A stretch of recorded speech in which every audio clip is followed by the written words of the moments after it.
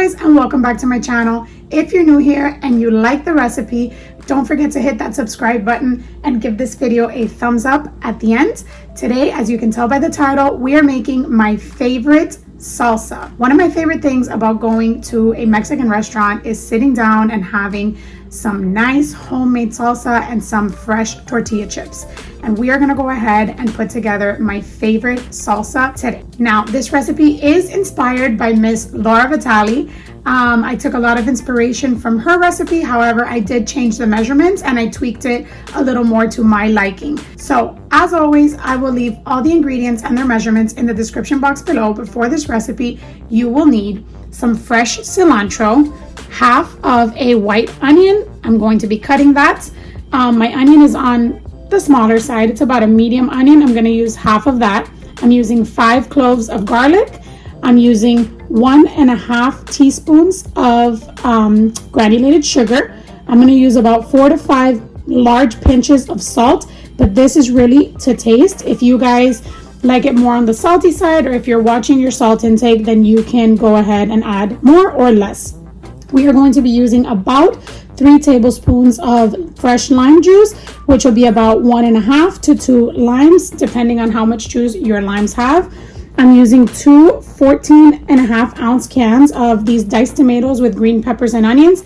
Now, if you cannot find these, go ahead and just use 2 cans of diced tomatoes, and you can go ahead and just chop up about 1/4 of a green pepper to add to your salsa. Now, this is optional, but I went ahead and bought these jarred sliced tamed jalapeno peppers. If I choose to add them into my salsa, I'm going to go ahead and rinse them. I don't want any of that liquid added to my salsa, so I will rinse them. If you want to use fresh jalapeno and you like some spice, you can go ahead and do that as well.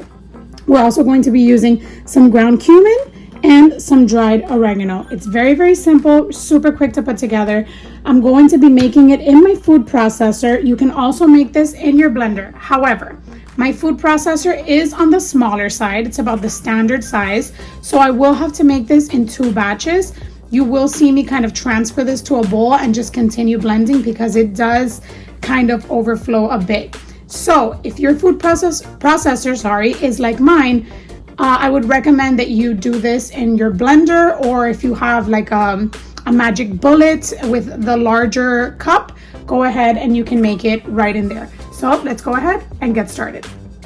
All right, guys, and so I changed my mind. For the purpose of this video, I'm actually going to be making it all in my large blender, so I don't have to transfer it to a separate bowl. If you don't have a blender, like I said, go ahead and use your magic bullet, go ahead and use a food processor, but you will have to make this in 2 batches. That's the only thing. So first thing I'm going to do is I'm going to add in my half of the white onion that I just chopped up into 2, and my 5 cloves of garlic. So that's going to go in first. And then I'm going to add in, so this is my entire bunch of cilantro. I don't really have a measurement for this, guys. I'm going to be honest. I just take a handful and I will do this. Break it up, and whatever fits in my hand will go in. Okay, I like a lot of cilantro in my salsa. Cilantro everywhere now around the kitchen. I will go ahead and add in my sugar. And I'm gonna go ahead and open up these cans and add them inside as well. All right, so all I did was open up the cans. I did not drain any of the liquid inside, as you can see. So I'm going to go ahead and add it in just like that, with liquid and all. Just add it all in. And then I'm gonna take my cumin and my oregano. I'm gonna go ahead and measure that out. So I like to use 1/4 teaspoon of dried oregano. So I'm gonna go ahead and do that. Just my 1/4 teaspoon. Adding that in. And I am a cumin fan. I use it in a lot of my cooking, so I really do like the taste of cumin. So I am going to add a 1/2 teaspoon, but a pretty large 1/2 teaspoon. See, it's a little heaping. That's how I like it. So I'm going to go ahead and add a little over half a teaspoon. Then I'm gonna go ahead and add my salt. I told you I'm gonna add about 4 to 5 pinches of salt. That's how I like it. If I need more salt after I give it a good blend, I'll taste it and see if I need more salt, and I can always add more. Remember, you can always add more salt. You can't take it out once it's in there, so add your salt little by little so that you don't go overboard. I'm gonna go ahead and just cut my limes. I should be using a cutting board, but I don't have one near me right now, so this is how we are going to do it today, guys. This is real. This is how I'm cooking in my kitchen. This knife is not even what? Let's use a better one. There we go. Gotta sharpen that one. All right. Then I'm just gonna squeeze in the juice. What I'm going to do is I'm gonna squeeze out the juice into a separate container so that I can give you guys a more accurate measurement of how much lime juice goes into my salsa. So let me get my little lime lemon squeezer. I'm just going to squeeze it into a separate container. For this recipe, you do want to use lime. Do not substitute lemon. I don't know, I just find it doesn't give it the same flavor. So I always like to use limes. So I am squeezing the juice of 2 limes. I'm gonna go ahead and measure out and see how much that is. These are actually pretty juicy. So since they're on the juicier side, I might need a little bit less, but we'll see. So I'm gonna measure in tablespoons. So let's see. This is about 1, 2. I'm actually, you know what? I'm gonna do a half. I'm gonna do a half teaspoon. I'm gonna add that. Actually, no, what am I talking about? I did 1 tablespoon and then I'm going to do a teaspoon. So 2 tablespoons and a teaspoon should be good with the lime juice. Again, I'll go ahead and taste it and see if it needs any more lime juice once we go ahead and give this a pulse. So I am going to put this on my base, which is over here off camera. My cord is actually so short, so I'm gonna go ahead and move the camera so you guys can get a good view of everything blending, okay? So I'm gonna go ahead and put my lid on, and I'm just going to liquefy.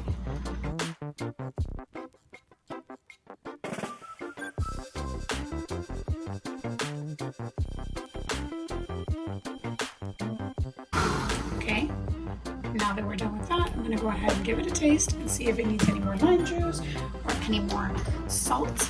Let me just grab a spoon here and we will test it. Can you tell my mom? This is my tasting spoon. So let's see how this is. That's actually absolutely perfect. So for me, it's right on point with the sugar, right on point with the salt, right on point with the lime juice. I wouldn't add anything else to this, honestly. If you guys taste it and you think you need more salt, or a little less salt, a little bit more lime juice, go ahead and play with the measurement. You know, everybody likes their salsa a different way. I'm actually going to go ahead and add a few of these jalapeños. This is completely optional. The first time I made it, I did not add any jalapeños, but today I'm feeling like a little bit of a kick. So what I'm gonna do is I'm just going to take a few jalapeños, just a few, and I'm using these from the jar. I don't like to use fresh jalapeños because, man, I cut them up one time and they just really messed with me. So I'm gonna go ahead and add about that much. So what would that be? About a tablespoon and a half of jalapeños, and I'm just gonna give them a rinse over here in my sink because I don't want any of that liquid that they're soaking in to be in my salsa. And guys, if you are touching these jalapeños with your hands like I am right now, make sure you give your hands a really good wash. So it's about a handful of these jalapenos, and these are the tamed. These are my favorite ones to use because they're not super spicy. They really live up to their name. They are a little tamer than your standard jalapeno. Then I'm just gonna liquefy this again.